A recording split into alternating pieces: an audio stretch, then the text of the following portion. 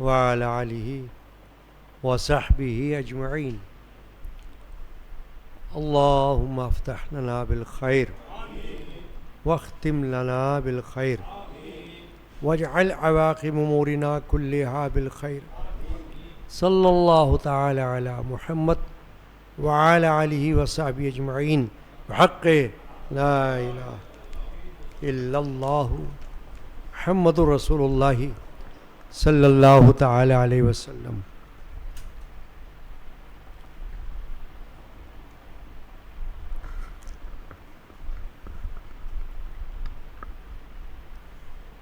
نحمده ونصلي ونسلم على رسوله الكريم. اعوذ باللہ من الشیطان الرجیم. بسم اللہ الرحمن الرحیم.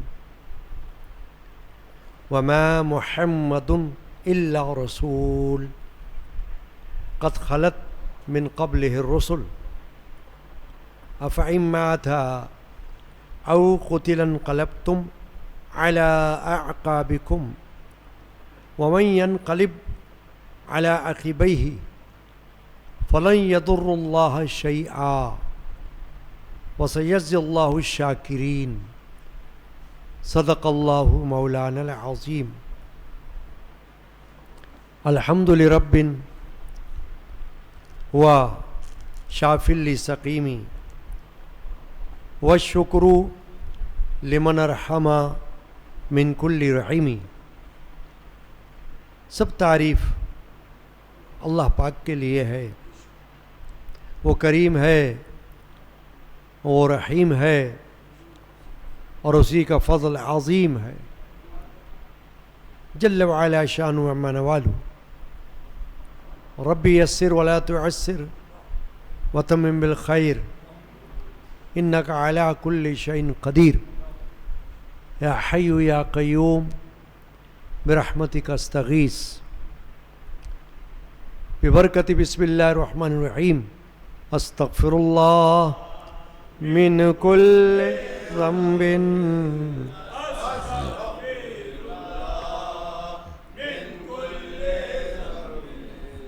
استغفر اللہ استغفر اللہ ذنب وخطیۃ واتوب الیہ. بسم اللہ الرحمن الرحیم. حسبی ربی جل اللہ ما فی قلبی غیر اللہ صلی اللہ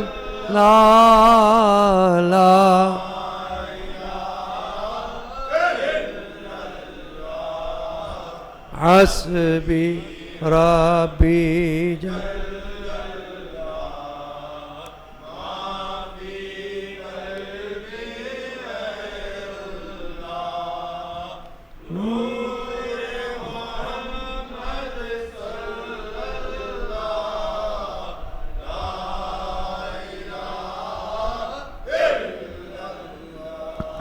اول و آخر ہے اللہ، باطن ظاہر ہے اللہ، فیض و ناصر ہے اللہ.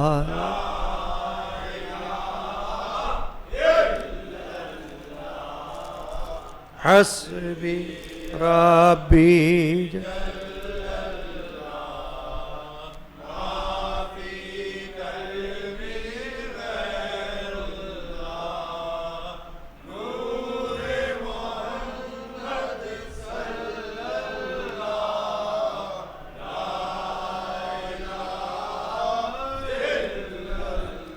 عرض غلام فقیر ہے اب، داخل رحمت ہوں ہم سب آمین. ذکر قبول ہو یہ یا رب لا اللہ حسبی.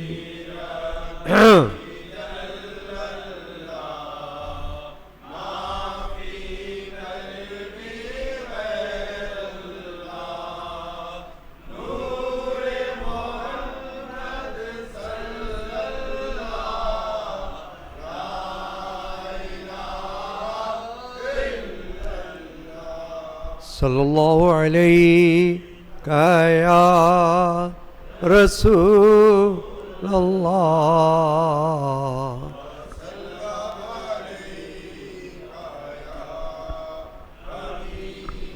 باللہ صلی اللہ علیہ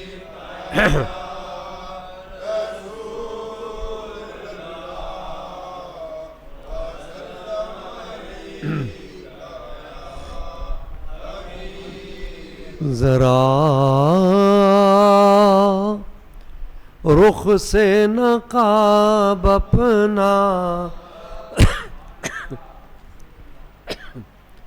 اٹھا دو یا رسول اللہ ذرا رخ سے نقاب اپنا اٹھا دو یا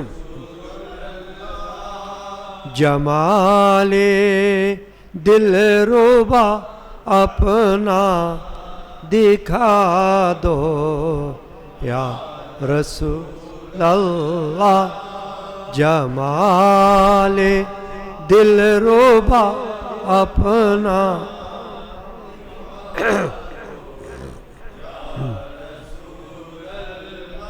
تڑپتا ہوں غم فرقت میں اور بے چین رہتا ہوں تڑپتا ہوں غم فرقت میں اور بے چین رہتا مجھے بھی شربت دیدب پلا دو یا رسول اللہ مجھے بھی شربت دیدب پلا دو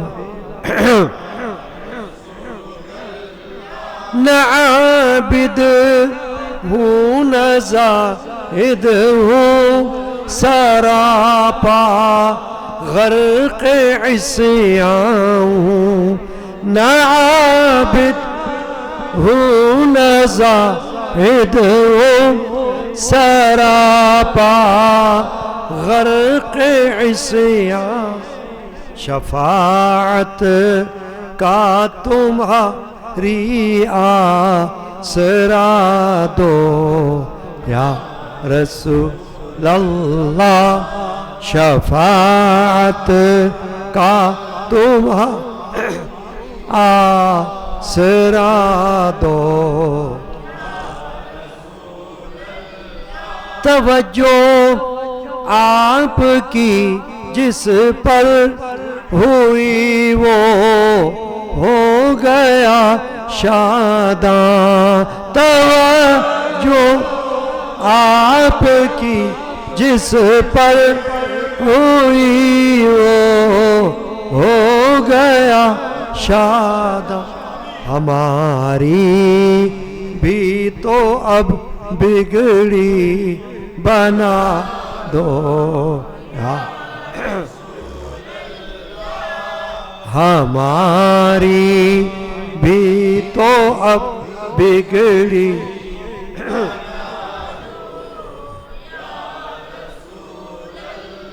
پڑا گر داب غم میں آ کے اب بے راہ ہمارا ہے پڑا گر داب غم میں آ کہ اب بے راہ ہمارا ہے اسے پار اپنی رحمت سے لگا دو اسے پار اپنی رحمت سے لگا سبحان اللہ خدا نے رحمت للعالمین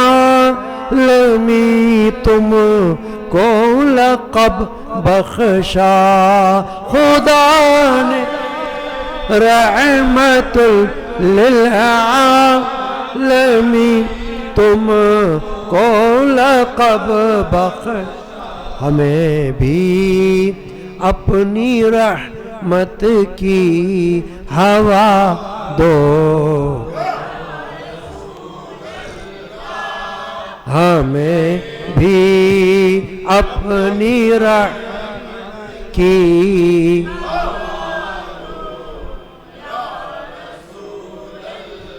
غلام رحمت اللہ علیہ غلام قادری بھی ہو کہ عاجز در پہ آیا ہے غلام قادری بھی ہو کہ عاجز در پہ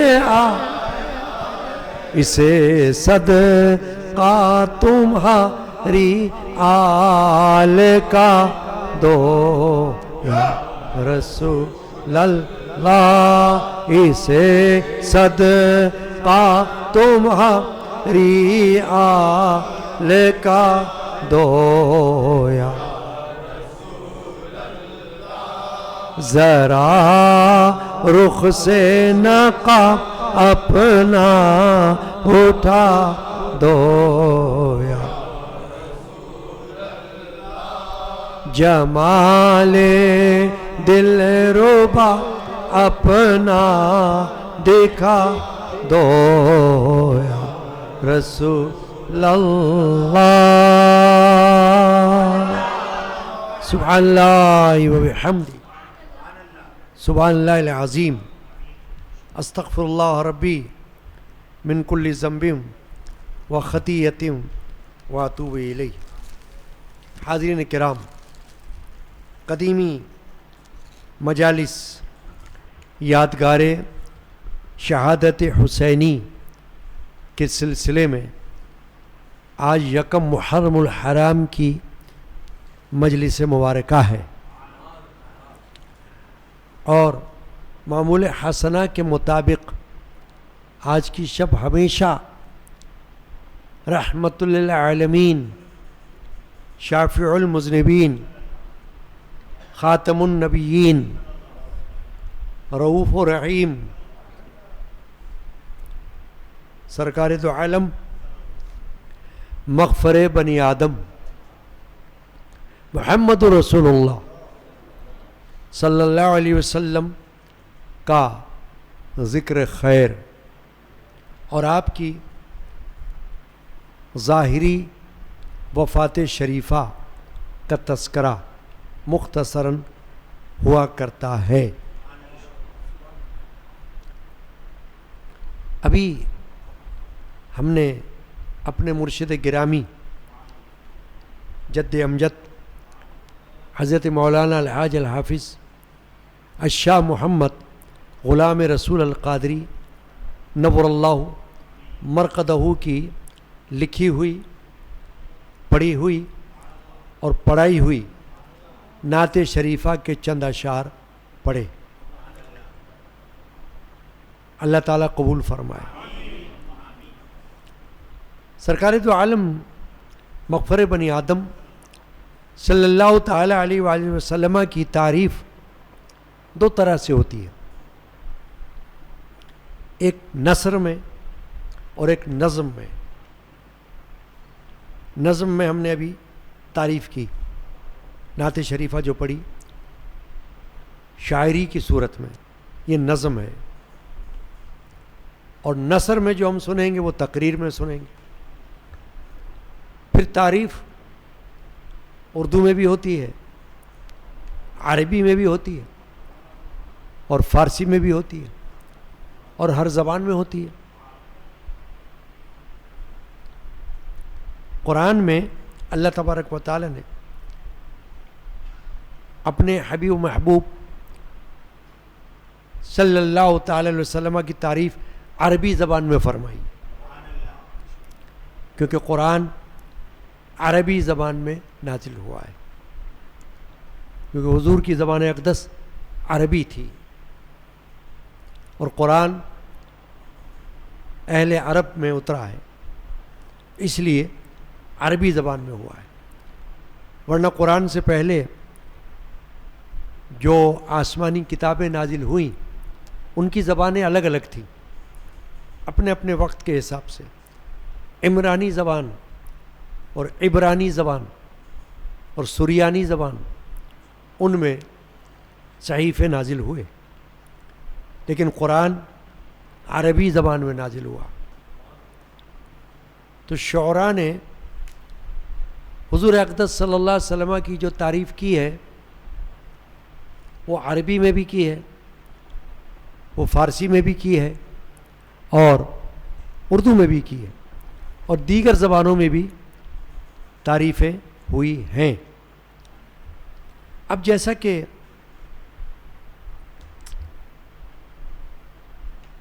منظوم تو ہم نے حضور کی تعریف کر لی، اب نثر میں ہوگی. اور قرآن مجید کے چوتھے پارے سورہ آل عمران کی آیت نمبر 144 کی تلاوت کا شرف اس فقیر گناہگار نے حاصل کیا. اللہ تبارک و تعالی جل شانہ عما نوالہ نے ارشاد فرمایا وما محمد الا رسول، اور محمد تو ایک رسول ہیں. یہاں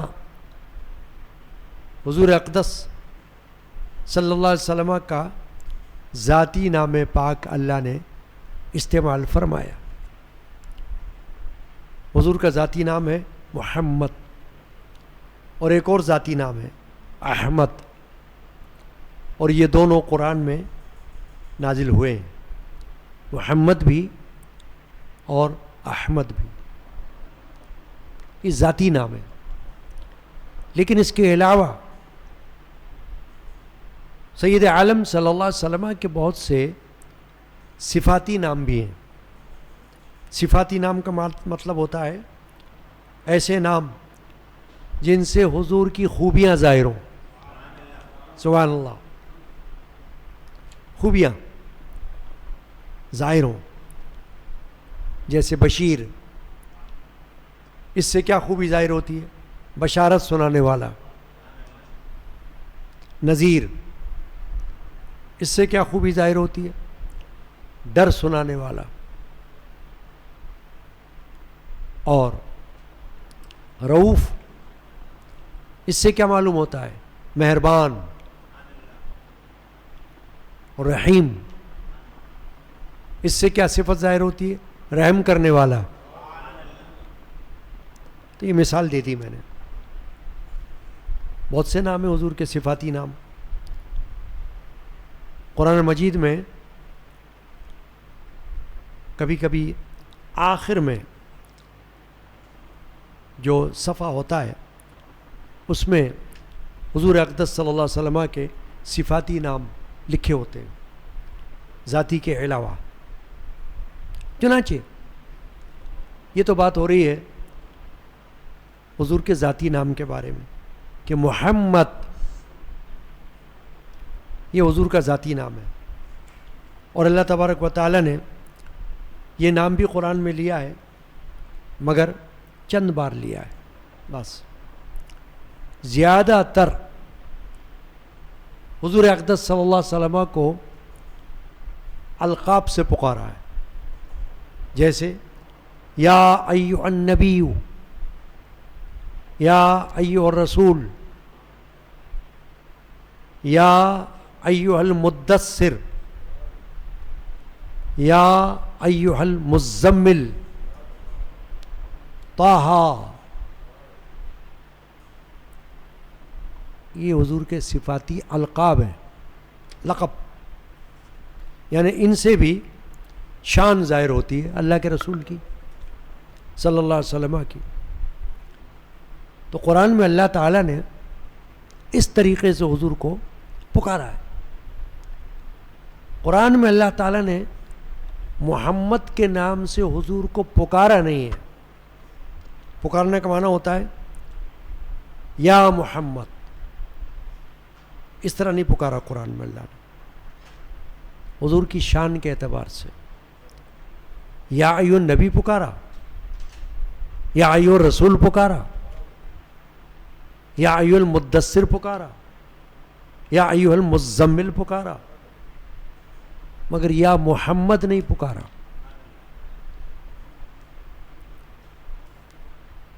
مگر علماء نے یہ فرمایا ہے کہ اگر کوئی یا محمد کہتا ہے اور وہ ایک ندا ہے جو عشق و محبت کی ندا ہے صرف، تو وہ جائز ہے۔ شاعری میں بھی اگر کہیں یا محمد کا لفظ آ جائے تو جائز ہے۔ اس حوالے سے جائز ہے کہ یہ حضور کو باقاعدہ پکارا نہیں جا رہا، بلکہ سرکار دو عالم صلی اللہ علیہ وسلم کو یاد کیا جا رہا ہے، تو وہ جائز ہے۔ اب چونکہ وقت محدود ہوتا ہے تو آیت شریفہ کی طرف چل رہے ہیں۔ اللہ نے یہ فرمایا وما محمد الا رسول، ایک معنی تو یہ ہے اور محمد نہیں مگر رسول، ماں کا معنی نہیں کا ہوتا ہے، مگر جب سادہ ترجمہ ہوگا تو یوں ہوگا وما محمد الا رسول، اور محمد تو ایک رسول ہیں۔ امام اہل سنت مجدد ملت عظیم البرکت الشاہ احمد رضا خان سنی حنفی قادری محدث بریلی رضی اللہ تعالیٰ نے جو ترجمہ کیا ہے وما محمد الا رسول کا، وہ یہ کیا ہے، اور محمد تو ایک رسول ہے۔ اس کی ایک وجہ ہے آیت شریفہ میں یہ جو آیا وما محمد الا رسول، کہ محمد کی شان یہ ہے کہ محمد اللہ کے رسول ہیں، کیونکہ رسول ایک منصب ہے، عہدہ ہے، محمد تو ایک نام ہے۔ محمد کا معنی کیا ہے؟ بہت تعریف کیا ہوا، بہت تعریف کیا گیا، یعنی وہ ہستی، وہ ذات جس کی بہت تعریف کی گئی۔ ایک حدیث پاک ہے، حضور عالم صلی اللہ علیہ وسلم سے یہ عرض کیا گیا کہ یا رسول اللہ، یہ جو کفار ہیں نا آپ کے حاسدین، یہ بجائے آپ کو محمد کہنے کے آپ کو محمد نہیں کہتے، کچھ اور کہتے، مزمم کہتے۔ مزمم کا معنی ہوتا ہے جس کی مذمت کی گئی۔ تو حضور اکرم صلی اللہ علیہ وسلم فرمایا کہنے دو، ہوگا مزمم کوئی اور، میں تو محمد ہی ہوں۔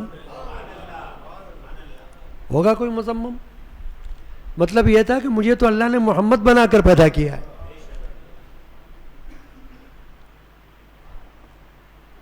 جس کا معنی ہی یہ ہے، بہت زیادہ تعریف کیا گیا۔ تو محمد تو ایک نام ہے نا، اسم ہے، مگر رسول کیا ہے؟ وہ منصب ہے، عہدہ۔ اللہ تبارک و تعالی نے حضور کو عہدے کے حوالے سے یہ شان ظاہر کی حضور کی کہ فرمایا وما محمد الا رسول، محمد تو ایک رسول ہے، یعنی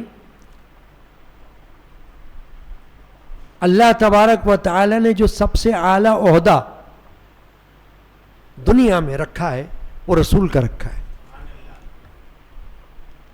نبی اور رسول، تو محمد کون ہے؟ رسول ہیں۔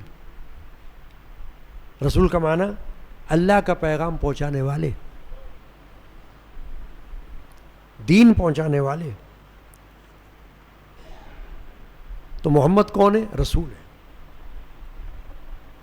اور رسول کی بعثت، رسول کی آمد کا ایک مقصد ہوتا ہے، وہ بڑا عظیم مقصد ہوتا ہے. وہ یہ ہوتا ہے کہ اللہ کے دین کی تبلیغ کرے.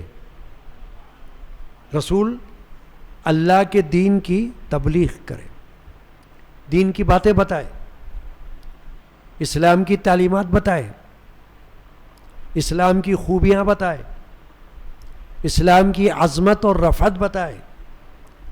یہ نبی کا کام ہے، یہ رسول کا کام ہے. کوئی مانے کہ نہ مانے، اس سے غرض نہیں.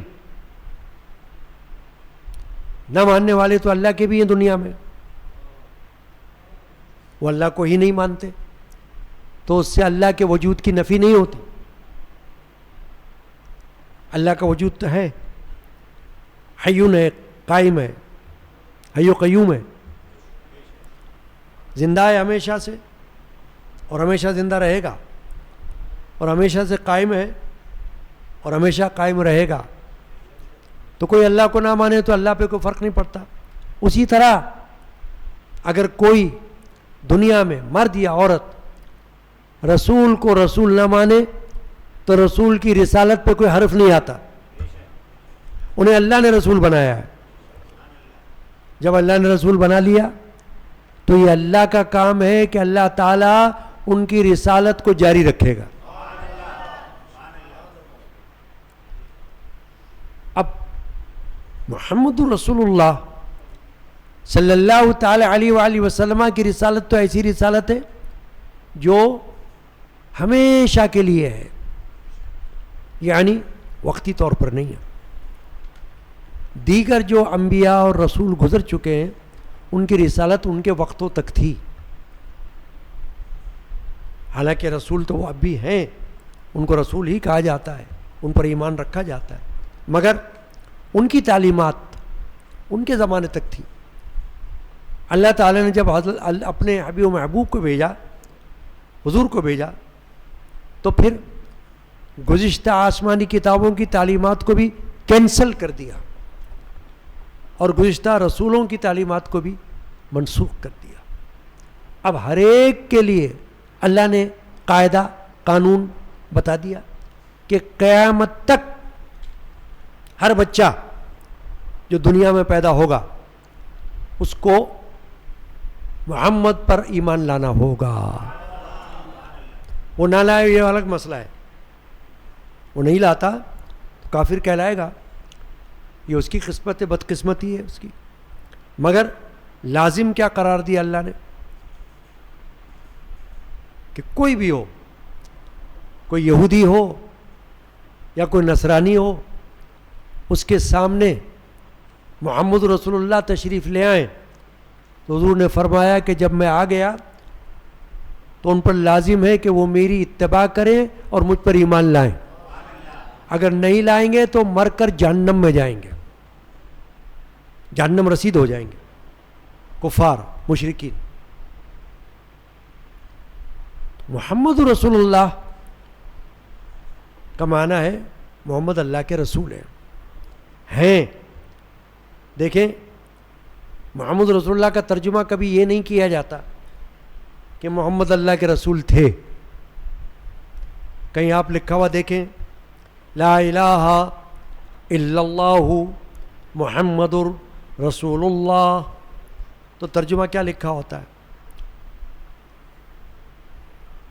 لا الہ کوئی معبود نہیں، الا اللہ سوائے اللہ کے، محمد الرسول اللہ محمد اللہ کے رسول ہیں. کہیں ترجمہ یہ نہیں لکھا ہوتا کہ رسول تھے، وہ غلط ہو جائے گا. کیوں نہیں لکھا ہوتا ایسا ترجمہ کہ رسول تھے؟ اس لیے نہیں لکھا ہوتا کہ وہ رسول اس وقت بھی تھے اور آج بھی ہیں اور ہمیشہ رسول ہی رہیں گے. ان کی رسالت ہمیشہ جاری ہے، ہمیشہ جاری ہے، ختم نہیں ہو سکتی. دنیا میں کوئی ان کو مانے کہ نہ مانے، کوئی ان کو جانے کہ نہ جانے، مگر اللہ تعالیٰ نے ان کو یہ عظیم منصب جو رسالت کا ہے وہ عطا فرما دیا ہے، اور وہ ان کے نام کر دیا ہے، تو وہ رسول ہیں اور ہمیشہ رہیں گے۔ اب کیا ہے کہ یہ جو فرمایا وما محمد اللہ رسول، کہ محمد تو ایک رسول ہے، کہ مطلب یہ ہے کہ رسول کو ایک بشریت کے تقاضے کے تحت، کیونکہ رسول ہوتا ہے بشر، بشر کا انکار مطلقاً منع ہے، ہر نبی کو بشر ماننا لازم ہے کیونکہ وہ بشر ہوتا ہے، صرف فرق کیا ہوتا ہے بشریت کی نوعیت کا، نیچر آف بشریت، جس میں لوگ غلطی کھاتے ہیں اور ابھی تک کھاتے ہیں۔ شیطان ان کے دل میں وسوسہ ڈالتا ہے، وہ کیا ڈالتا ہے کہ محمد یا رسول ایک بشر ہیں، تو وہ ان کو اپنے جیسا بشر سمجھتے ہیں، یہ غلطی کرتے ہیں، جبکہ ایسا نہیں ہے۔ ہر رسول بشر ہوتا ہے، اور حضور صلی اللہ علیہ وسلم بھی بشر ہیں، اس سے انکار نہیں ہے، مگر ہمارے جیسے بشر نہیں ہیں، یا یوں کہنا چاہیے کوئی بشر ان کے جیسا بشر نہیں ہے، ان کے جیسا بشر نہیں ہے، اس لیے ان کو کہا جاتا ہے افضل البشر، بشریت میں اعلیٰ مقام رکھنے والے۔ مگر جب وہ بشر ہیں تو ان کے ساتھ کچھ تقاضے بھی ہیں، وہ بشریت کے ہوتے ہیں، اور وہ ہیں کھانا، پینا، سونا، جاگنا، بازار میں چلنا پھرنا، اور جب وقت پورا ہو جائے تو وفات پانا، یہ ان کے ساتھ ہے، ہر نبی کے ساتھ ہوتا ہے۔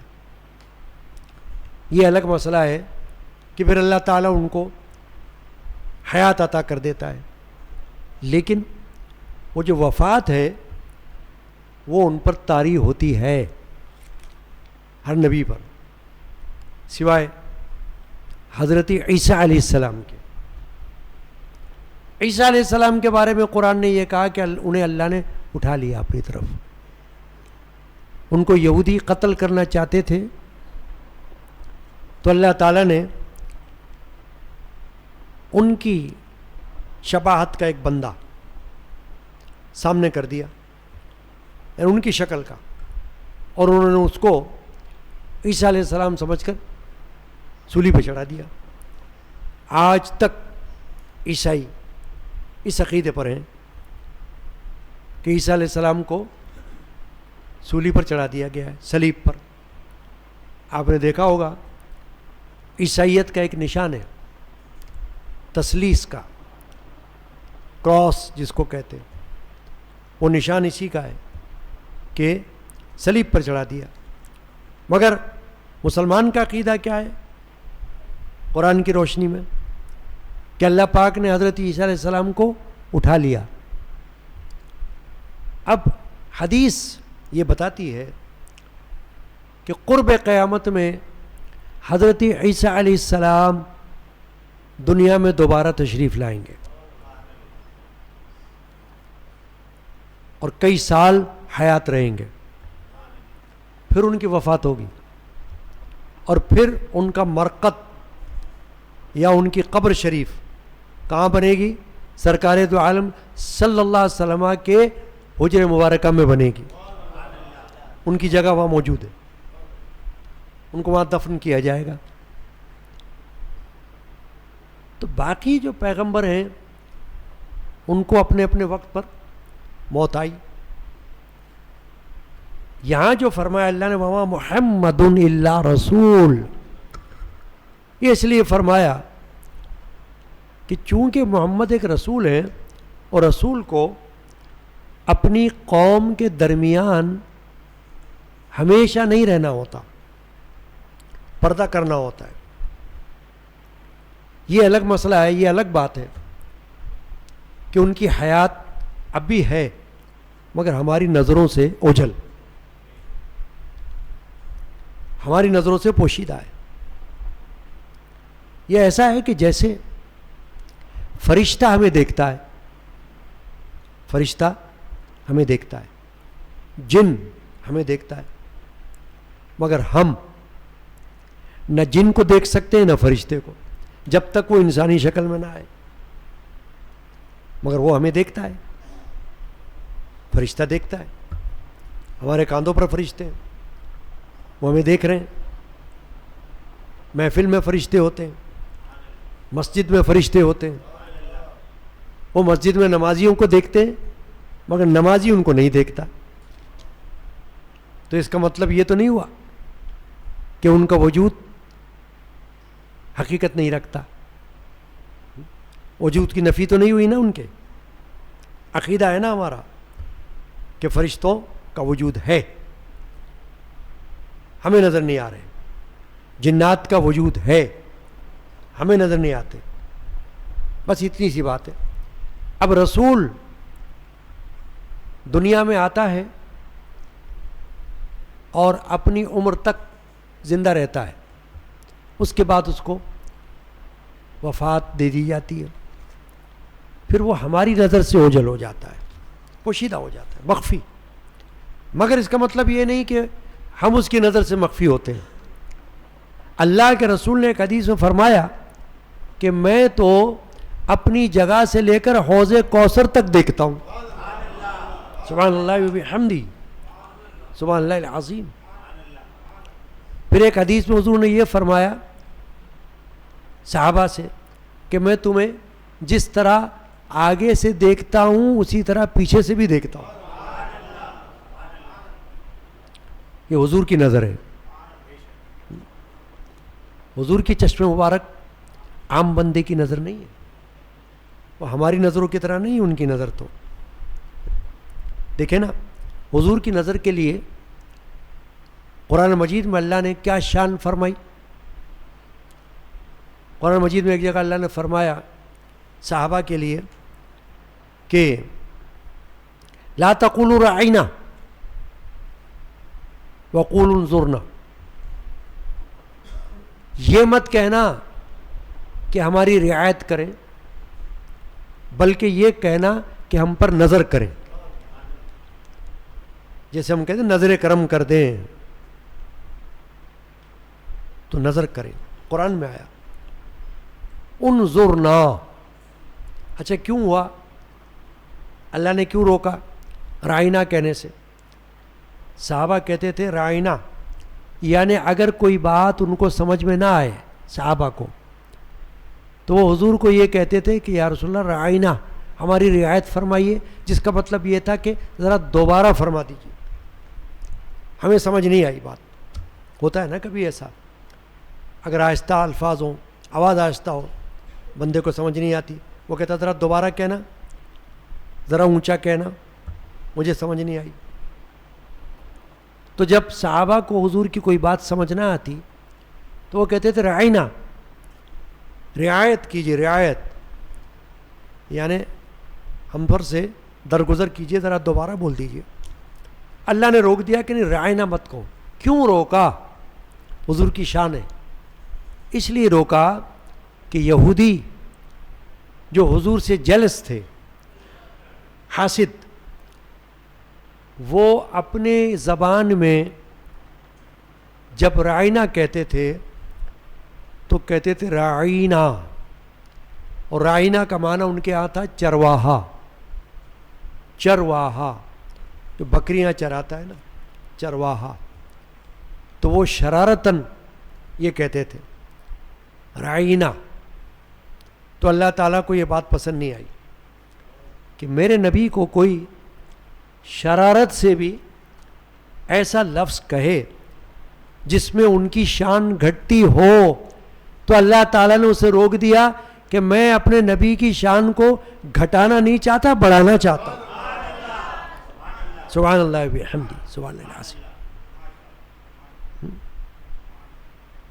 تو گھٹائے سے کسی کے نہ گھٹا ہے نہ گھٹے، تو کسی کے گھٹانے سے نہیں گھٹ سکتا، نہ گھٹا ہے اور نہ گھٹے گا۔ تو گھٹائے سے کسی کے نہ گھٹا ہے نہ گھٹے، جب بڑھائے تجھے اللہ تعالی تیرا۔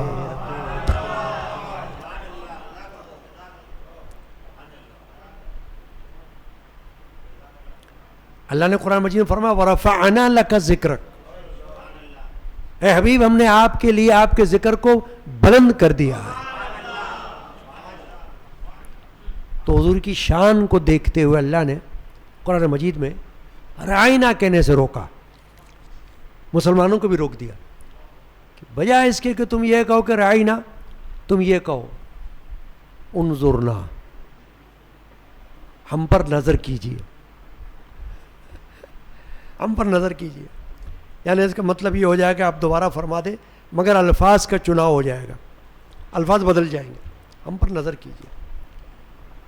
تو یہ بات یہاں سے ہوئی کہ میں نے کہا کہ حضور اکرم صلی اللہ علیہ وسلم دیگر انبیاء کی طرح اگرچہ وفات پائے، مگر اللہ تبارک و تعالی نے ہر نبی کی طرح اپنے نبی رسول محمد رسول اللہ کو بھی دوبارہ زندہ کیا ہے، اور وہ زندہ ہیں، اور اس طرح سے زندہ ہیں جیسے وہ اپنی جسمانی اور ظاہری زندگی کے اندر زندہ تھے،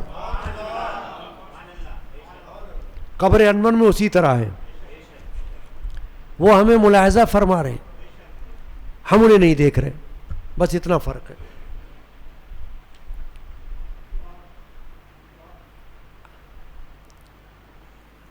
امام علیہ سنت نے ایک جگہ یہ فرمایا،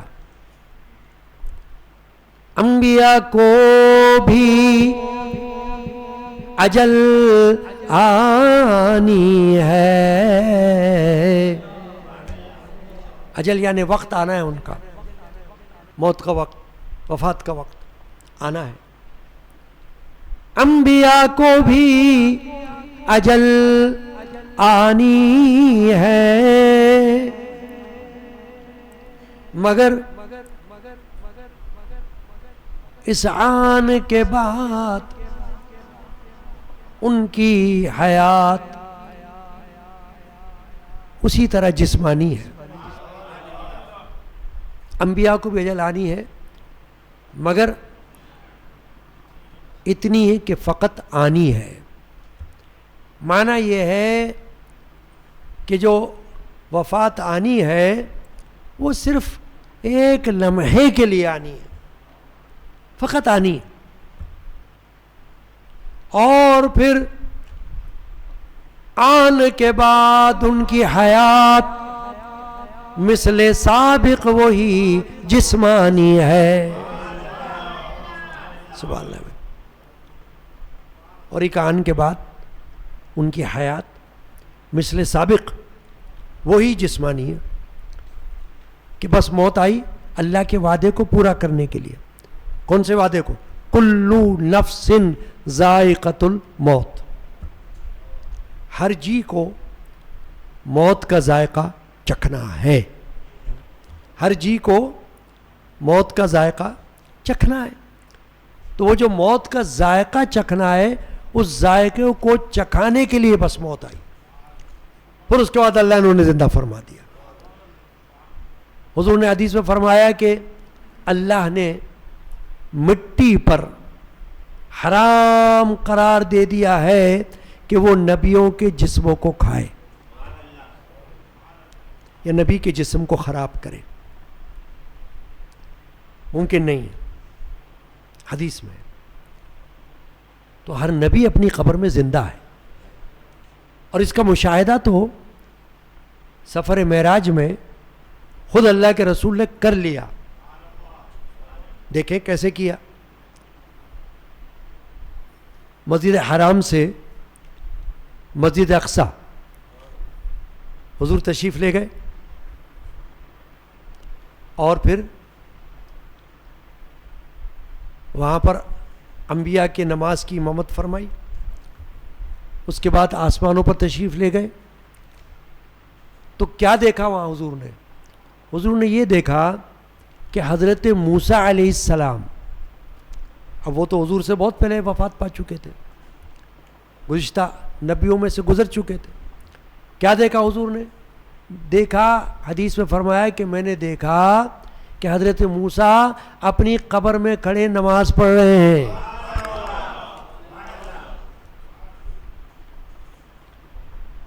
اپنی قبر میں نماز پڑھ رہے ہیں. تو نبی زندہ ہیں. اس لیے مسلمان کا عقیدہ، خاص کر سنی کا عقیدہ، یہ میں نے سنی کا لفظ کیوں کہا کہ مسلمانوں میں وہ بھی ہیں جو اپنے آپ کو مسلمان کہتے ہیں مگر ہم ان کو وہابی کہتے ہیں. وہابی یعنی بد عقیدہ، ابن عبد الوہاب کے پیروکار.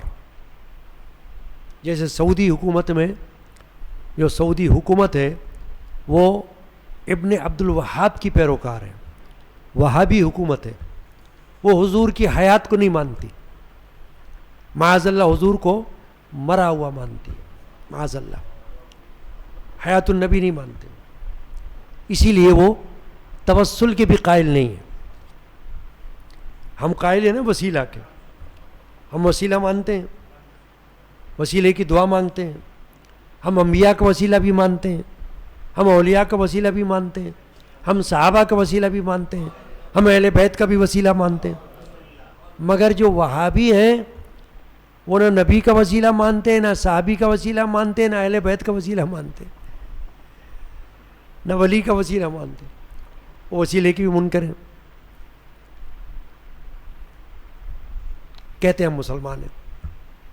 اس لیے میں نے کہا کہ سنی کا عقیدہ کہ اگر کوئی اپنے آپ کو سنی کہتا ہے تو پھر سنیت کو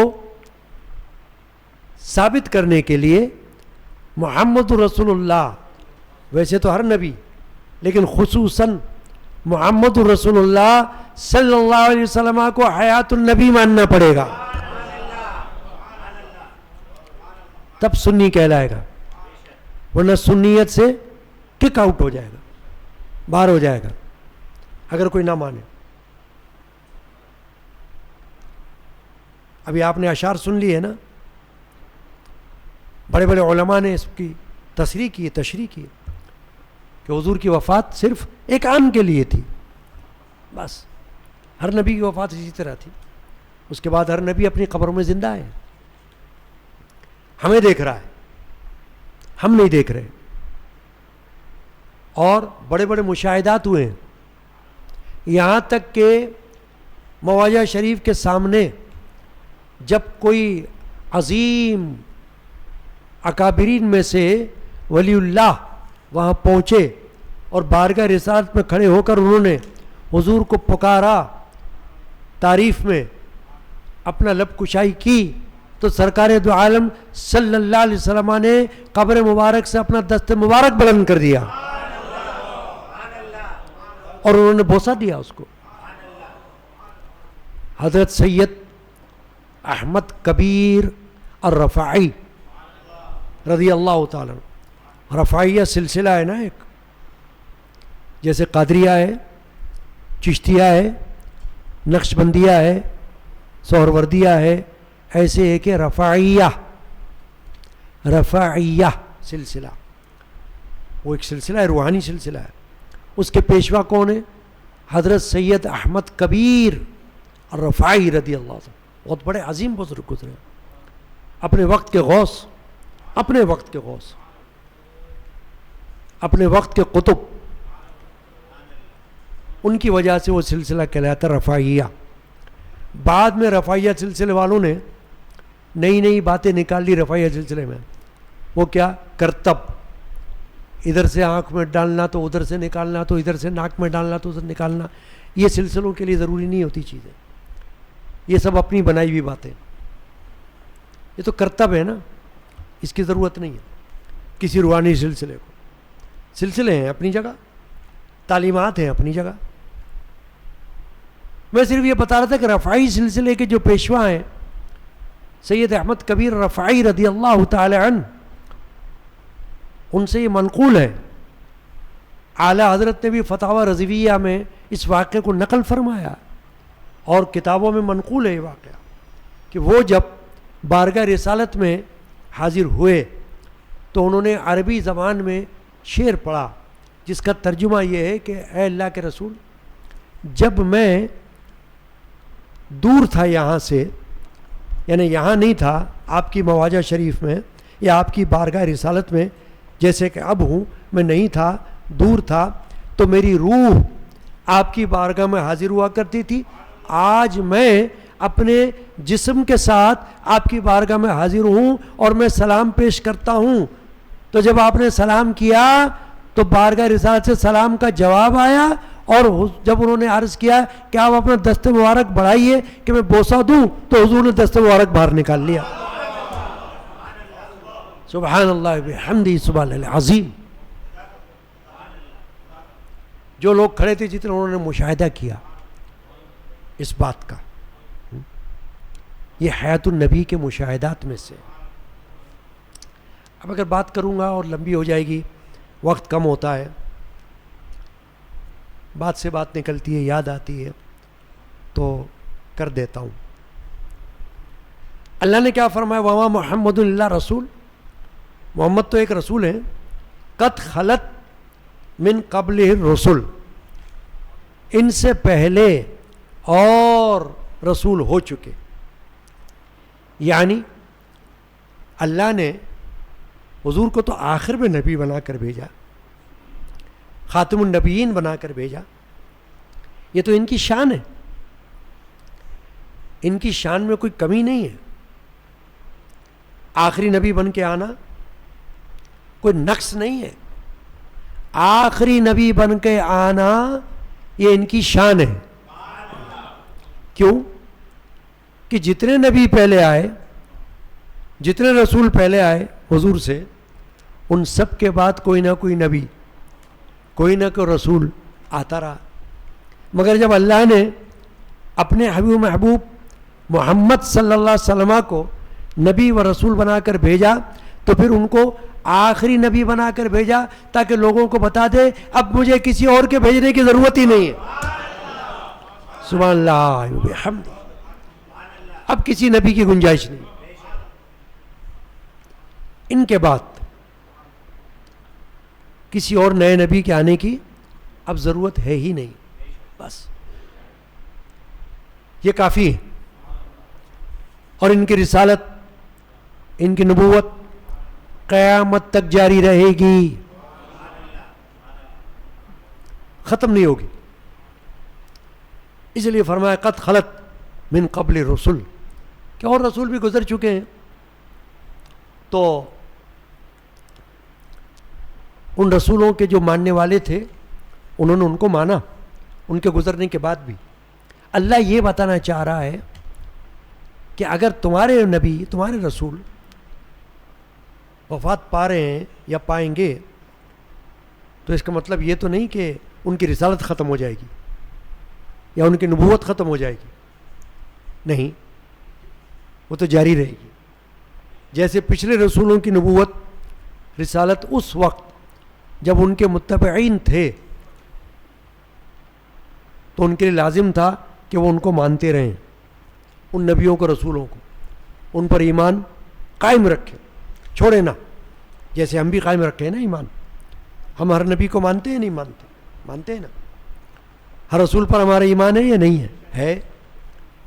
بشمول محمد رسول اللہ کے، بشمول یعنی انکلوڈنگ محمد صلی اللہ علیہ وسلم، ہم ہر نبی پر ایمان رکھتے ہیں. جو کہے کہ میں نہیں رکھتا وہ کافر ہو جائے گا. عیسیٰ پر ایمان، موسیٰ پر ایمان، نوح پر ایمان، آدم پر ایمان، ابراہیم پر ایمان، سلیمان پر ایمان ہے نا، سب پر ایمان ہے. تو ایمان تو سب پر ہے. اب کیا فرمایا اللہ نے؟ افإن مات او قتل انقلبتم علی اعقابکم، فرمایا تو کیا اگر وہ فوت ہو جائیں، انتقال کر جائیں، یا ان کو قتل کر دیا جائے، شہید کر دیا جائے، انقلبتم علی اعقابکم، تو کیا تم الٹے پاؤں پھر جاؤ گے؟ یہ ترجمہ ہے. اب آپ کہیں گے کیوں فرمایا اللہ نے ایسا؟ تو اس کا شان نزول ہے. غزوہ احد ہو رہا تھا، جیسے غزوہ بدر ہے ایسے غزوہ احد بھی ہے. تو اس میں ایک وقت ایسا آیا کہ ایک افواہ اڑی، کافروں نے افواہ اڑائی کہ ہم نے محمد کو قتل کر دیا ہے.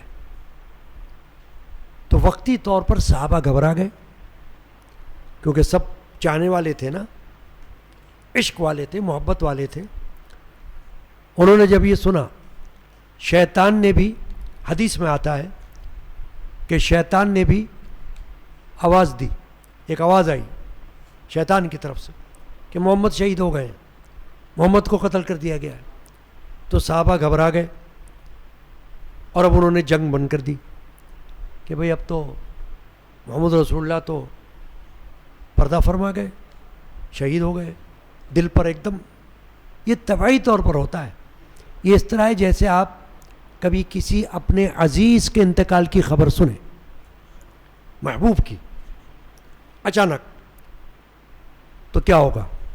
کبھی تو ایسا بھی ہو سکتا ہے کہ اچانک سنے تو ہارٹ فیل ہو جائے. ایسے واقعات بھی تو ہوتے ہیں نا، کہ اگر کوئی بہت عزیز ترین ہستی کے انتقال کی خبر ملے اور کوئی بیچارہ دل کا کمزور ہو تو اس کا تو ہارٹ فیل ہو جائے. ایسا بھی ہوتا ہے، طبعی طور پر اس کا اثر ہوتا ہے. تو صحابہ کو طبعی طور پر ایک اثر ہوا کہ وہ پیچھے ہٹنے لگے کہ اب کیا کریں گے. تو جو افواہ اڑی کہ حضور کو شہید کر دیا گیا ہے اور صحابہ پیچھے ہٹنے لگے، تو اللہ تبارک و تعالیٰ نے یہ آیت نازل فرمائی. اور حضور اکرم علیہ الصلوۃ والسلام کو اگرچہ غزوہ احد میں زخم اٹھانا پڑا. آپ نے سنا ہوگا مشہور واقعہ، حدیث میں موجود ہے، بخاری شریف کی حدیث، مسلم شریف کی حدیث، کہ حضور کے دانت مبارک شہید ہوئے اس غزوہ احد میں.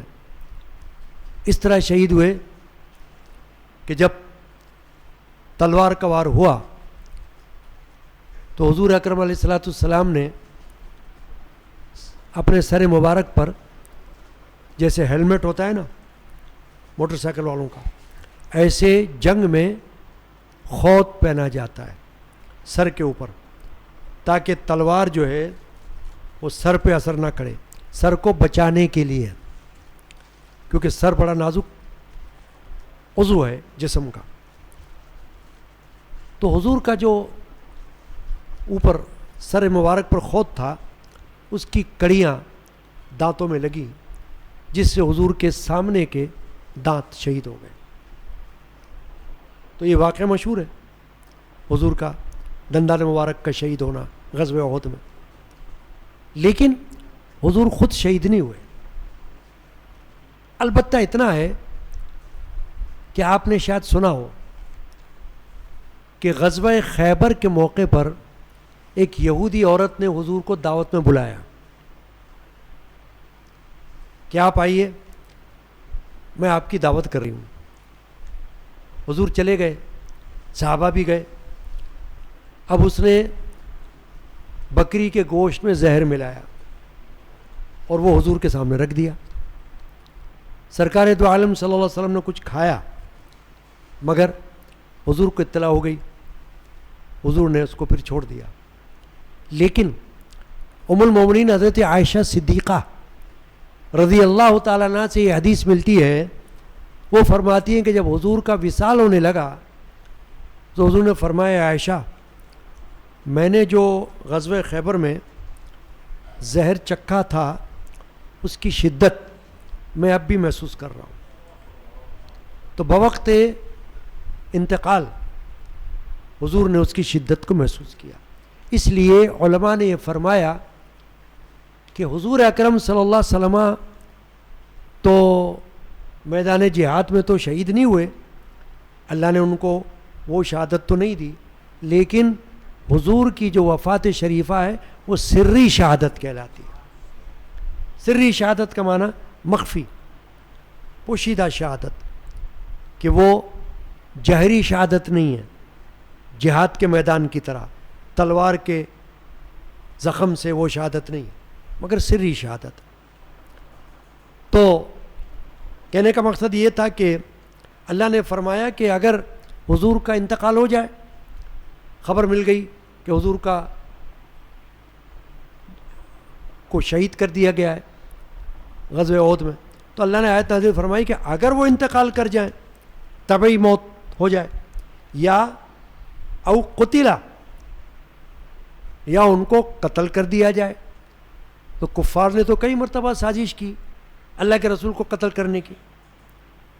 آپ کو تو واقعہ یاد ہوگا, سنا ہوگا کہ ہجرت کے موقع پر سرکار دو عالم صلی اللہ علیہ وسلم نے اپنے بستر پر حضرت علی کو سلایا تھا جاتے ہوئے, اور کفار اس رات کو قتل کرنا چاہتے تھے. سازش کی تھی انہوں نے کہ آج ہم محمد کو قتل کر دیں گے. اور یہی نہیں, ویسے بھی کئی مرتبہ قتل کا ارادہ اور پروگرام بنا چکے تھے مشرکین کفار.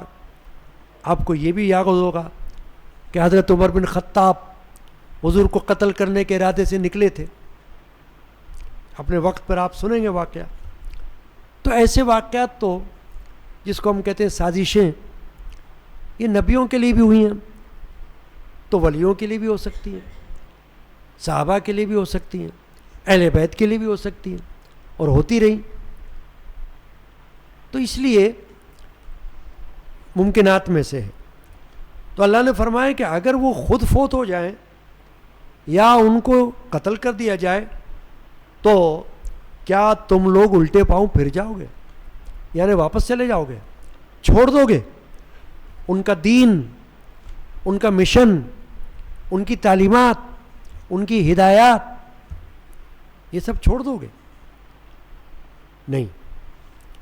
وَمَن يَنْقَلِبْ عَلَىٰ عَقِبَيْهِ فَلَن يَضُرُّ اللَّهَ شَيْئًا. اللہ نے فرمایا اور جو الٹے پاؤں پھرے گا تو اللہ کا کوئی نقصان نہیں کرے گا. کیا مانا ہوا آپ نے سمجھا؟ اللہ فرما رہا ہے جتنے صحابہ ہیں اگر یہ سب کے سب خدا نخواستہ حضور کو بالکل چھوڑ دیتے تو حضور کا کوئی بھی نقصان نہیں ہوتا اور اللہ کا کوئی بھی نقصان نہیں ہوتا, کچھ بھی نہ ہوتا. وَسَيَجْزِي اللَّهُ الشَّاكِرِينَ, اور ان قریب اللہ شکر والوں کو صلہ دے گا. یعنی جو کہ ثابت قدم رہے یہ سننے کے بعد بھی کہ حضور شہید ہو گئے لیکن اپنی جگہ ثابت قدم رہے, تو اللہ نے ان کے لیے بڑا بدلہ رکھا ہوا ہے, بڑی جزا, بڑا صلہ رکھا ہوا ہے کہ شکر کرنے والے ان کو کہا ہے کہ وہ تو شکر کرنے والے ہیں کہ اللہ کا شکر ہے کہ حضور ہمارے درمیان موجود ہے. اس سے یہ معلوم ہوا علماء اور مفسرین اس آیت کے ضمن میں, تاکہ مختصر کر رہا ہوں بات کو, یہ فرما رہے ہیں کہ معلوم ہوا کہ رسول کا ایک مقصد ہے دنیا میں رہنے کا, وہ ہے اللہ کے دین کی دعوت کا مکمل کرنا, دین کی دعوت کو بندوں تک پہنچانا, بندوں کو اللہ تک پہنچانا, بندوں کو اللہ سے ملانا. اس میں وہ مصروف رہتے ہر نبی ہر رسول. پھر یہی مشن صحابہ کا ہے, پھر یہی مشن تابعین تبع تابعین کا ہے, پھر یہی مشن اہل بیت پاک کا ہے, پھر یہی مشن اولیاء کاملین کا ہے. مشن کا معنی ہوتا ہے انگریزی میں کہ وہ کام، وہ فریضہ جس کو انجام دینا ضروری ہے. تعلیمات، تبلیغ کرنا، اس کو مشن کہتے ہیں. عیسائیت میں کہا جاتا ہے مشنری. مشنری کا معنی یہ لیا جاتا ہے کہ وہ تبلیغ کرتے ہیں عیسائیت کی. کچھ مذاہب ایسے ہیں جو تبلیغ کرتے ہیں. اسلام بھی ان میں سے ایک ہے کہ وہ تبلیغ کرتا ہے، یعنی دین دعوت. نبی کا کام بھی دعوت دینا ہے، ڈنڈا مارنا نہیں، دعوت دینا ہے کہ آؤ اسلام کی طرف، آؤ اللہ کی طرف. وہ یہ کام کرتا ہے جب تک اللہ نے اس کو دنیا میں رکھا ہے. چنانچہ یہی کام ولیوں کا بھی ہے کہ وہ بھی ایک دین کی دعوت کو پہنچاتے رہتے ہیں. تو اللہ یہ بتانا چاہتا ہے اس آیت کریمہ کے ذریعے کہ اگر رسول فوت ہو جائے، اگر رسول کو کوئی شہید کر دے، قتل کر دے، تب بھی اس کا جو مشن ہے، اس کی بعثت کا جو مقصد ہے، وہ فوت نہیں ہوتا، وہ زندہ رہتا ہے. اور اسلام اس چیز کا نام ہے کہ جو دین آپ تک پہنچا دیا گیا، اب آپ اس دین کو آگے پہنچاتے رہیں، اس دین پر قائم رہیں. یعنی اس آیت کریمہ کے اندر استقامت کا درس ہے. استقامت یعنی ثابت قدمی، کہ آپ نبی کے فوت ہو جانے کی خبر سن کر اللہ فرما رہا ہے کہ آپ ہٹو مت راستے سے، بیٹھ مت جاؤ. اب کیا ضرورت جہاد کی، اب کیا ضرورت جنگ کرنے کی، اب کیا ضرورت کفار کے ساتھ مقابلہ کرنے کی. وہ نبی تو شہید ہو گئے. اللہ نے فرمایا نہیں، تمہارا کام تو ان کی تعلیمات کو آگے بڑھانا ہے. اگر کو تم الٹے پاؤں پھرو گے تو اللہ نے بتلا دیا کہ تم اللہ کا کوئی نقصان نہیں کر سکتے، نہ اللہ کے رسول کا. نقصان تمہارا اپنا ہوگا. تم چھوڑو گے اللہ کے رسول کو تو یہ ایسا ہوگا جیسے تم نے اللہ کو چھوڑا. کیونکہ آپ نے ایک آیت شریفہ سنی ہوگی، ان الذین یبایعونک انما یبایعون اللہ. بے شک جن لوگوں نے اے رسول آپ کے ہاتھ پر بیعت کی، بے شک انہوں نے اللہ کے ہاتھ پر بیعت کی، انہوں نے اللہ سے بیعت کی. ید اللہ فوق ایدیہم، فرمایا ان کے ہاتھوں پر اللہ کا ہاتھ ہے. اب آپ سمجھ جائیں گے اس بات کو کہ جب بیعت کرنا ایسا ہے اللہ کے رسول سے کہ جیسے اللہ سے بیعت کرنا، تو اگر کوئی چھوڑے گا اللہ کے رسول کو تو یہ ایسا ہوگا جیسے اس نے اللہ کو چھوڑ دیا. تو اللہ یہ فرما رہا ہے اگر اللہ کو کوئی چھوڑے گا تو کیا نقصان کرے گا اللہ کا؟ کچھ بھی نہیں. اپنا بیڑا غرق کر سکتا ہے، غرق ہوگا تو اس کا بیڑا ہوگا، اللہ کا کچھ نہیں بگڑ سکتا. اللہ تو بے پرواہ ہے، اور اللہ کے رسول کو بھی اللہ تعالیٰ نے بے پرواہ بنایا ہے. مستغنی ہے وہ. اگر کوئی ان کے ساتھ نہ ہو تب بھی اللہ کے رسول اپنے مشن پر ڈٹے ہوئے رہیں گے، دعوت دیتے رہیں گے.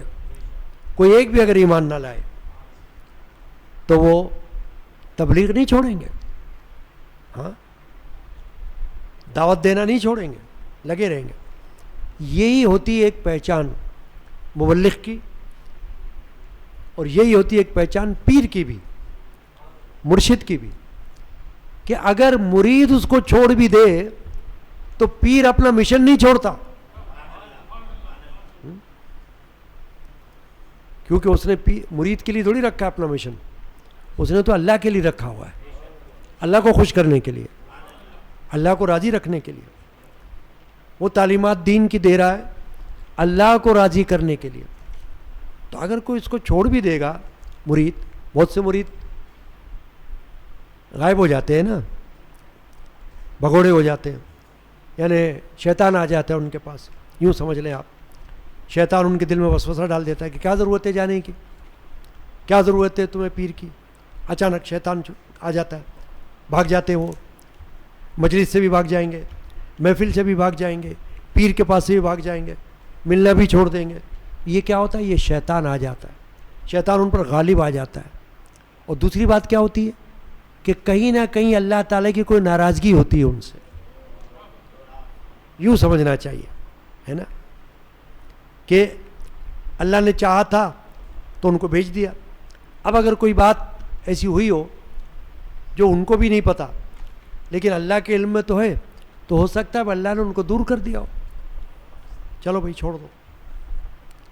لیکن کہنے کا مقصد کیا ہے کہ کسی کے چھوڑ دینے سے دین کی دعوت نہیں چھوڑتی, وہ اپنی جگہ جاری رہے گی. مرشد کا کام اللہ کے رسول کی طرح دین کی دعوت پہنچاتے رہنا ہے, پہنچاتے رہو.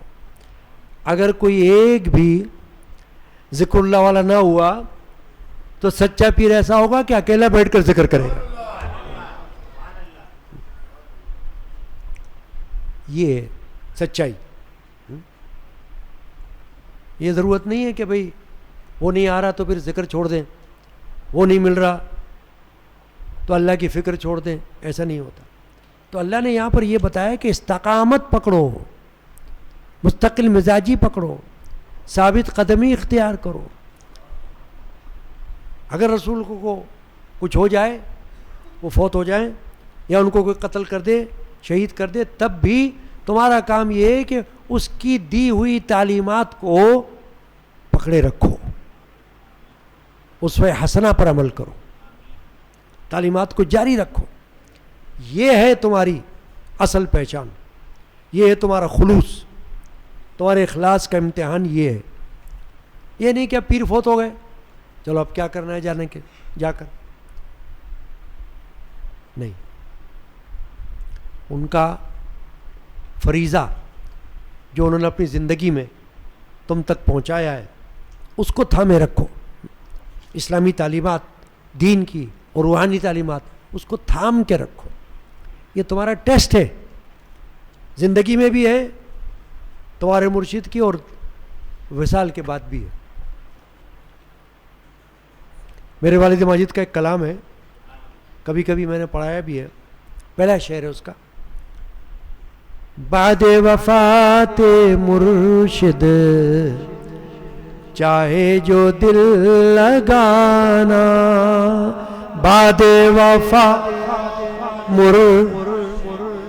چاہے جو دل لگا, تو آستان مرشد پہ رکھے آنا جا, تو آستان مرشد پہ رکھے آنا جا. اب یہ ہے بات, یہاں تک بات کر کے بیان کا سلسلہ ختم کر رہا ہوں, اور پھر حضور کی وفات شریفہ کا بیان کروں گا. یہ بات یہاں پر ختم ہو رہی ہے کہ وفات کے بعد بھی اپنے مرشدوں اور اپنے پیروں کی تعلیمات کو مضبوطی سے پکڑے رہنا, یہاں تک کہ ان کے مرقد پر حاضر ہوتے رہنا, یہ ہے مریدی. یہ بات ہے.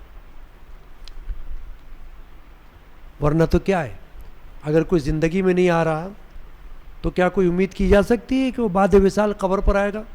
ہاں, وہ اتنا غافل بندہ ہے کہ زندگی میں نہیں آ رہا ہے تو قبر کی کیا پرواہ اس کو. یہ بدقسمتی کی بات ہوگی اس کی. تو اللہ تبارک و تعالیٰ اس آیت شریفہ کو لے کر جو کچھ ہم نے سنا ہے اس پر ہم کو عمل کی توفیق عطا کرے, آمین.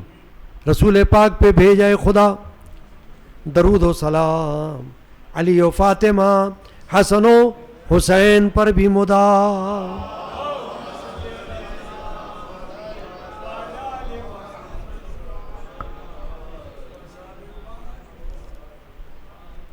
دیکھیں,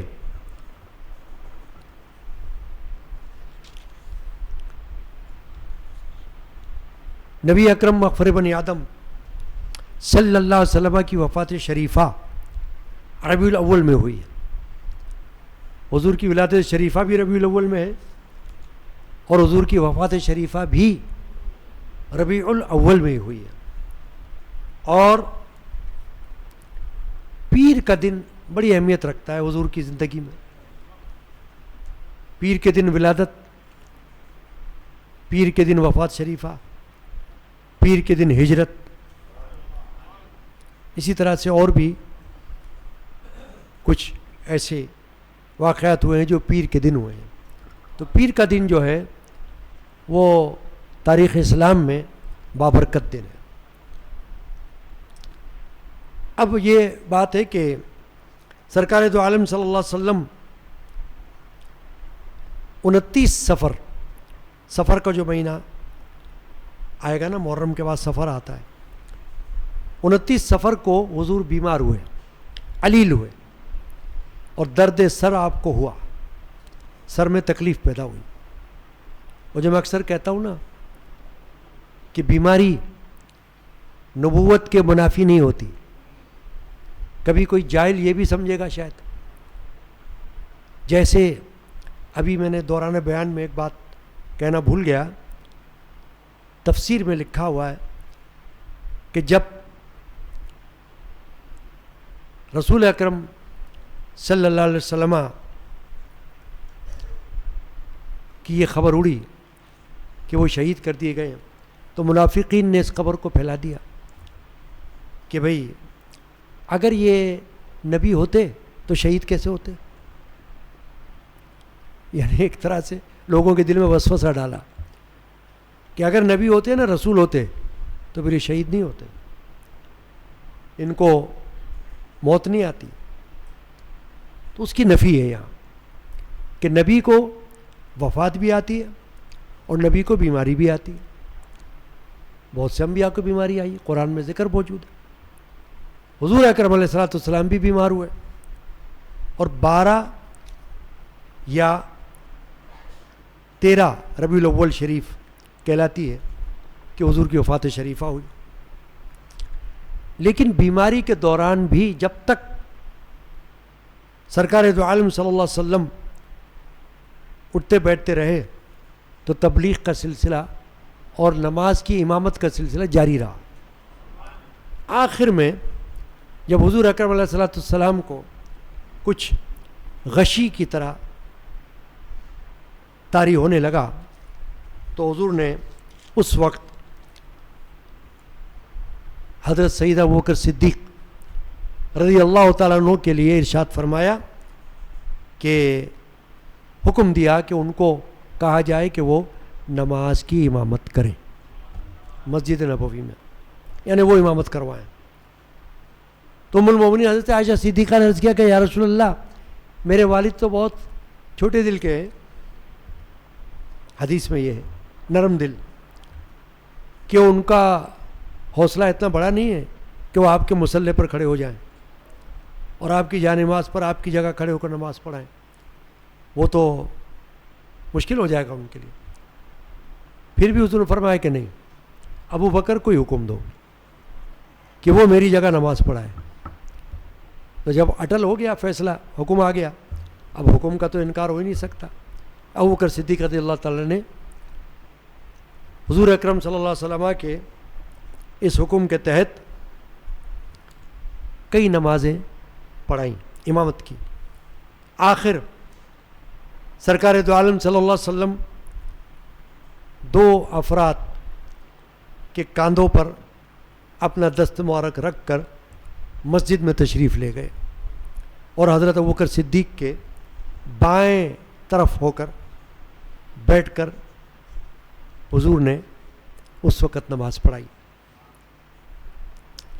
روایت یہ ہے کہ بوقت نزع، یعنی جب آخری وقت حضور کا آ رہا تھا، اس کو کہتے ہیں نزع کا وقت، یعنی انتقال سے بالکل پہلے، اسرائیل فرشتہ ملک الموت جس کو کہا جاتا ہے، اللہ کے حکم سے ایک انسانی شکل میں آیا اور اندر آنے کی اجازت مانگی.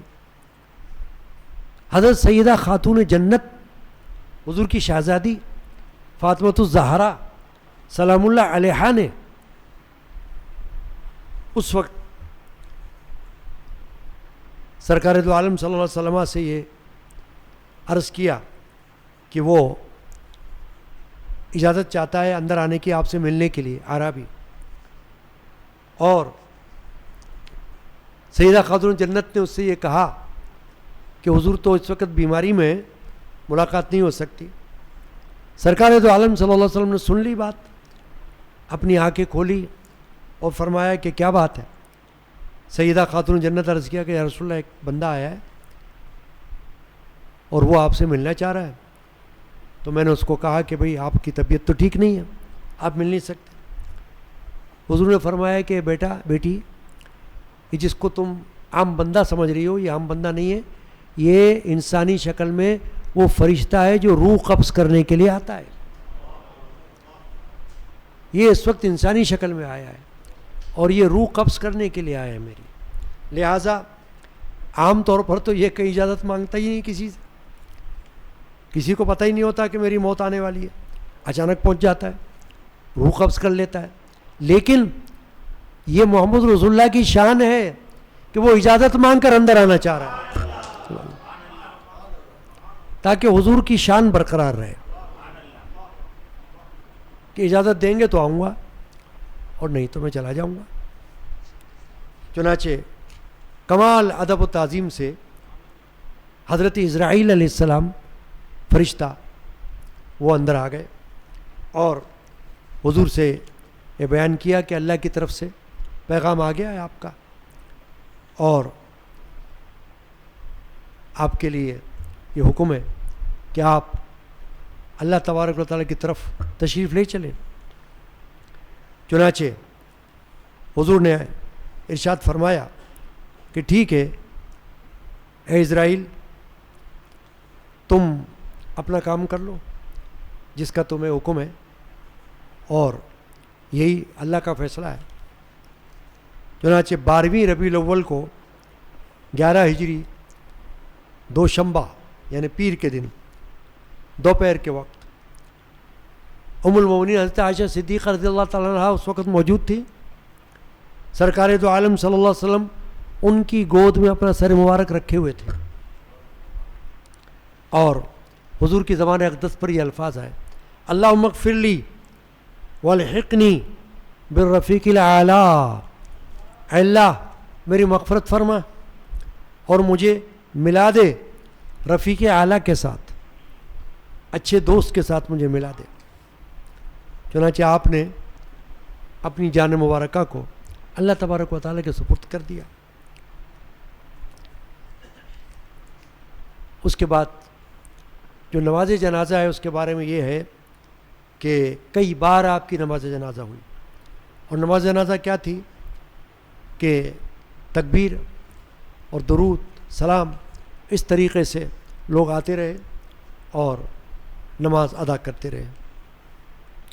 رسول پاک پہ بھیجا ہے خدا درود و سلام، علی و فاطمہ حسن و حسین پر بھی مدام.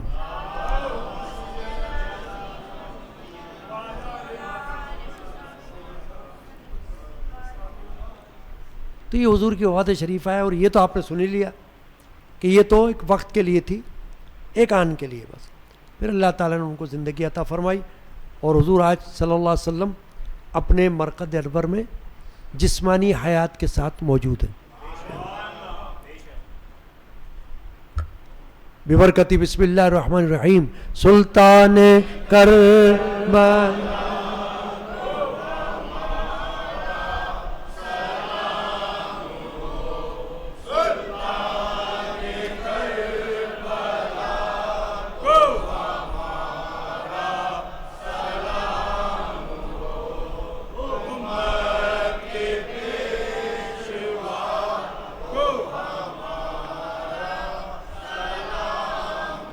رحمت خدا کی شاہ شہیدہ کی روح پر، ملت کے مقتدا کو ہمارا سلام.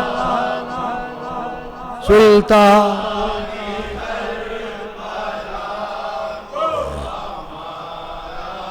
سلام ہو امت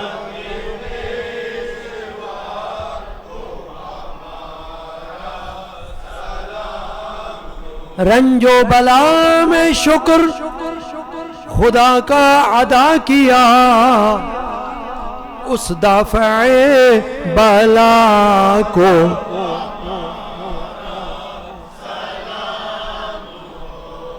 سلطان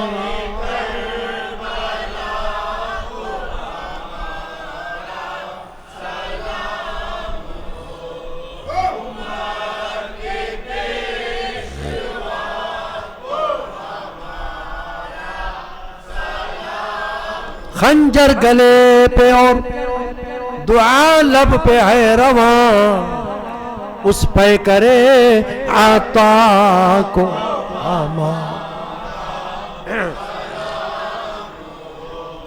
سلطان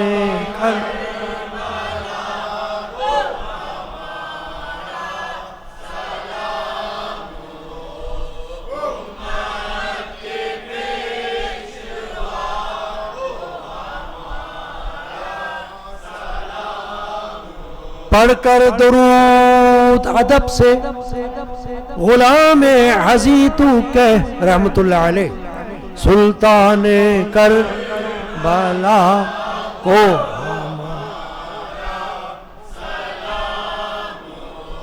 سلطان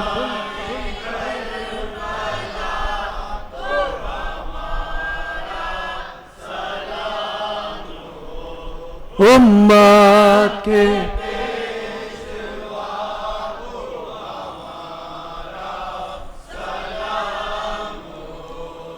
رضی اللہ تعالی عنہ. بسم اللہ الرحمن الرحیم. یا حسین ابن علی آپ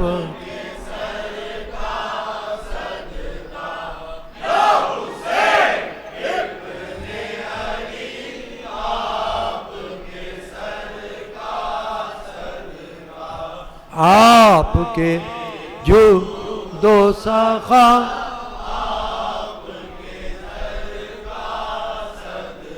آپ کے صبر و رضا فتح و ظفر کا صدقہ اور آپ کی عشق و محبت کی نظر کا صدقہ. یا حسین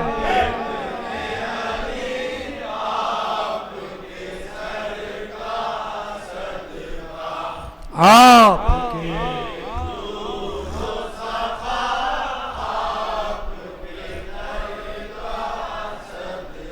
اللہم ربنا آمین. یہ ہے قدیمی مجالس یادگار شہادت حسینی کی پہلے تاریخ کی محفل. کل رات جو محفل ہوئی وہ چاند رات کی ہوئی تھی اور آج جو ہوئی ہے یہ پہلی یکم محرم کی ہوئی. اللہ تعالیٰ یہ حاضری قبول فرمائے. نیاز حسینی کے لیے خادمین حاضر ہو رہے ہیں, دعاؤں کی درخواستیں ہو رہی ہیں.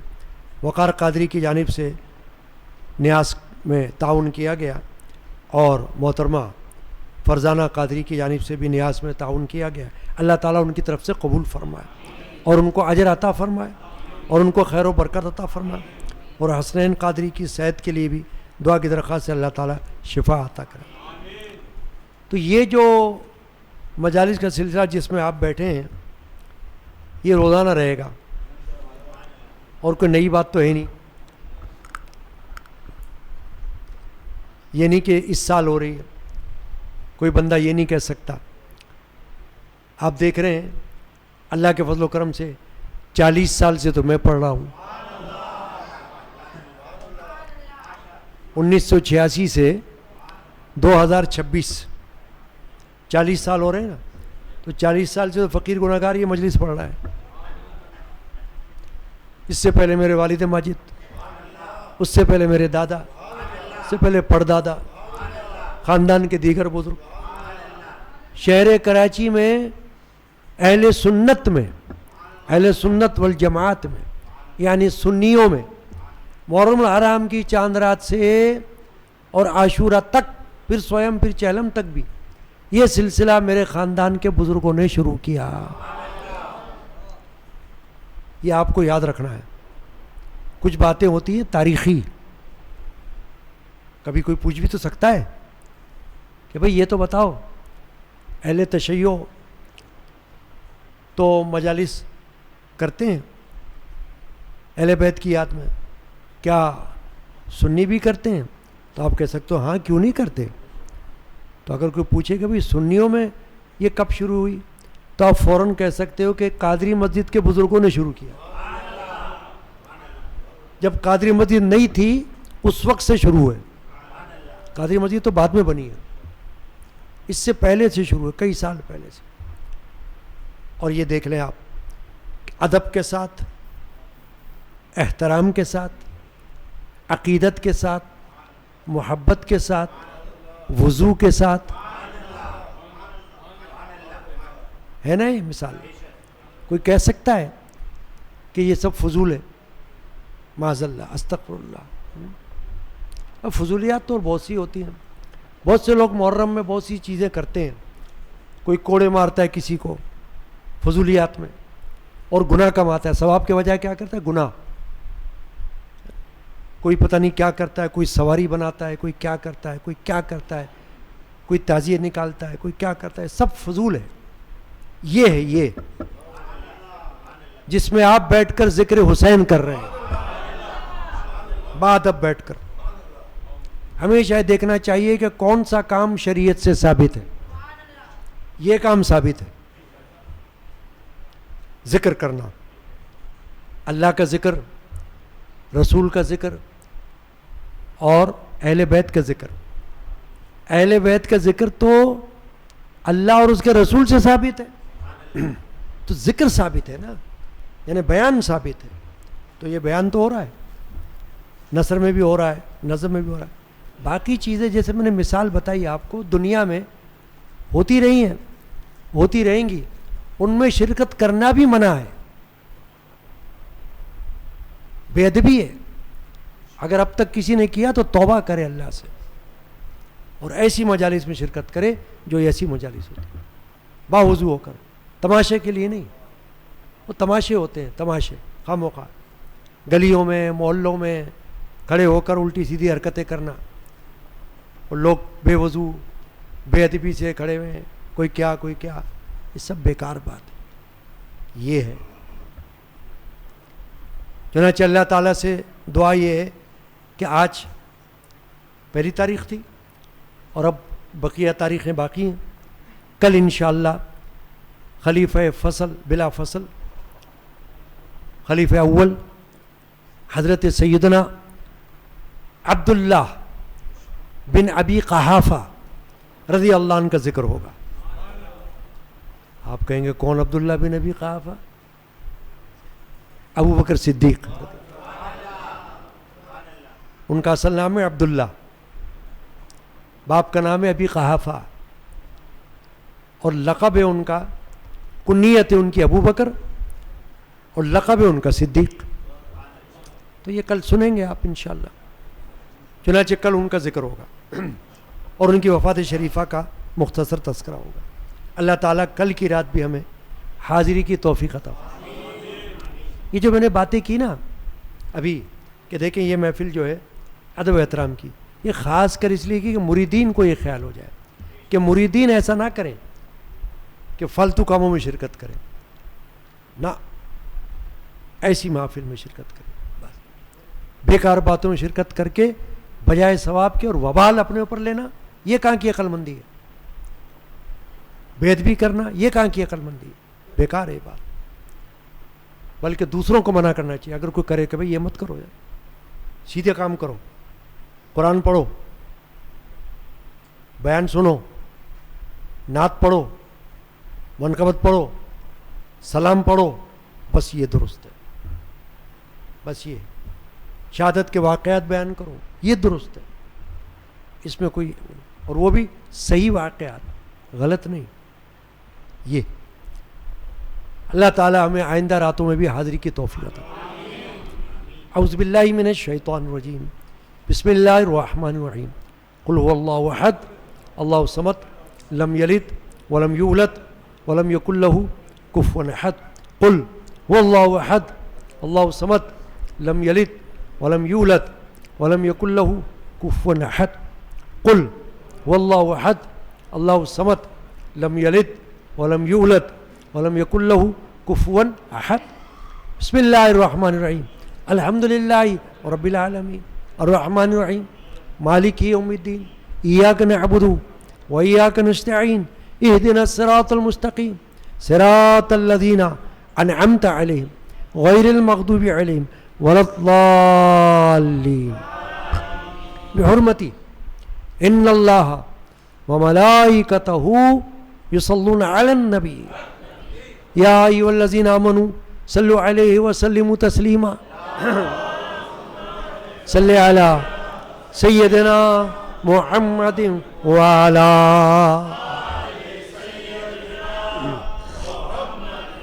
وصحابہ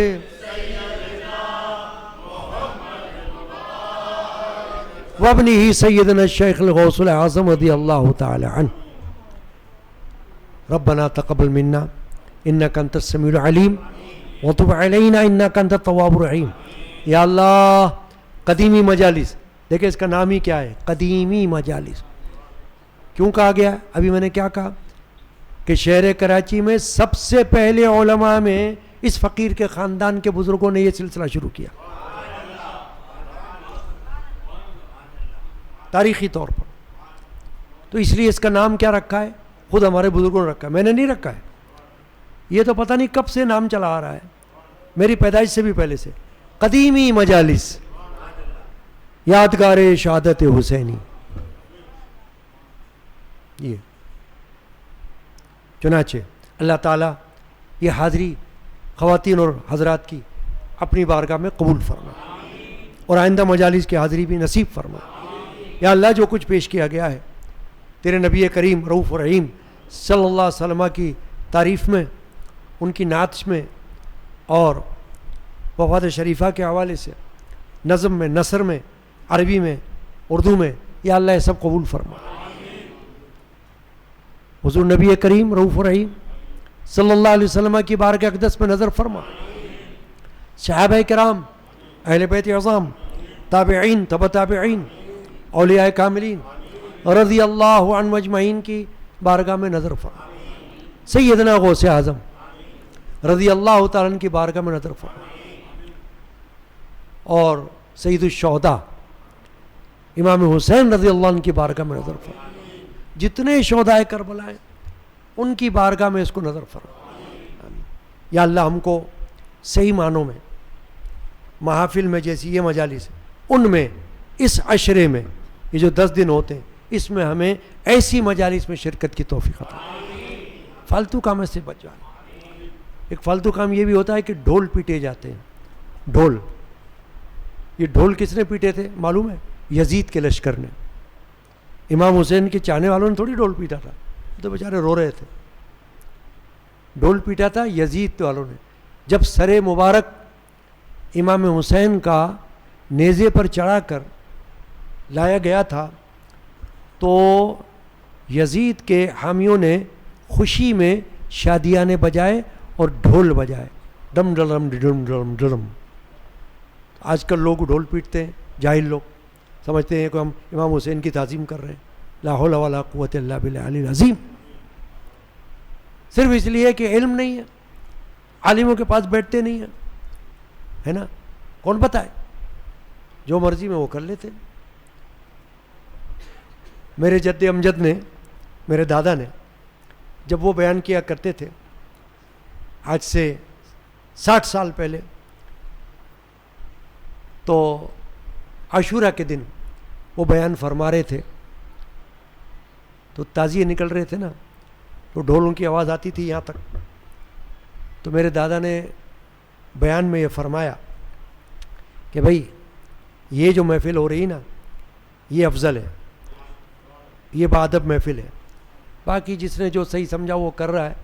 تو آپ نے ایک شعر پڑھا، یہ تاش طبلے کب تھے سید مظلوم کی خاطر، تاشے تبلے یہ ڈھول وغیرہ ان کو کہتے ہیں تاشے تبلے تبل یہ تاشے تبلے کب تھے؟ دیکھیں میں نے یہ شعر کسی سے نہیں سنا تھا، اللہ گواہ ہے، میں نے تو اپنے دادا سے سنا ہے، ان کی آواز میں سنا میں نے، اور مجھے یاد ہے، اللہ نے یاد رکھا ہوا ہے، یاد کیا ہوا ہے، یاد کروایا ہوا ہے، تو یاد آ جاتی ہے بات۔ کیا فرمایا شعر میں؟ یہ تاشے تبلے کب تھے سید مظلوم کی خاطر کہ جن کا جاہلوں میں رہ گیا ہے پیٹنا باقی۔ ہاں کیا فرمایا؟ یہ تاشے تبلے امام حسین کے لیے تھوڑی تھے، ان کی یاد میں، ان کی محبت میں تھوڑی تھے، جن کا جاہلوں میں رہ گیا ہے پیٹنا باقی۔ فرمایا جاہل لوگ جو ہے وہ پیٹ رہے ہیں تبلے، جاہلوں میں رہ گیا پیٹنا باقی۔ اس وقت یزیدی لشکر پیٹ رہا تھا، وہ تو خوشی میں پیٹ رہا تھا کہ دیکھو ہم نے ان کو قتل کر دیا، دیکھو ہم کامیاب ہو گئے، دیکھو ہم فاتح بن گئے، ڈم ڈما ڈم ڈم ڈما ڈم۔ اب جاہل لوگ ہیں اپنے وہ اپنے طور سے کر رہے ہیں، تو دیکھیں شعر کیسے یاد آیا ہے نا۔ یہ ہے کرامت بزرگوں کی۔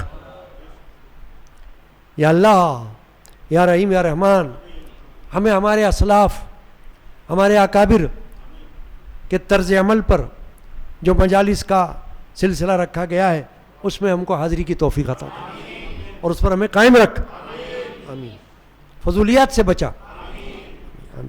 یا اللہ بے روزگاروں کو حلال رزق عطا کر، بیماروں کو شفا عطا کر، بے اولاد کو نیک اولاد عطا کر، بچے بچیوں کو نیک جوڑے عطا کر، آنے جانے والوں کو حفظ و امان میں رکھ، مرشدان پاک کے جان و ایمان کا فیض عطا کر، آمین۔ صلی اللہ تعالی علی محمد وعلی آلہ وصحبہ اجمعین برحمتک یا ارحم الراحمین۔ شاہ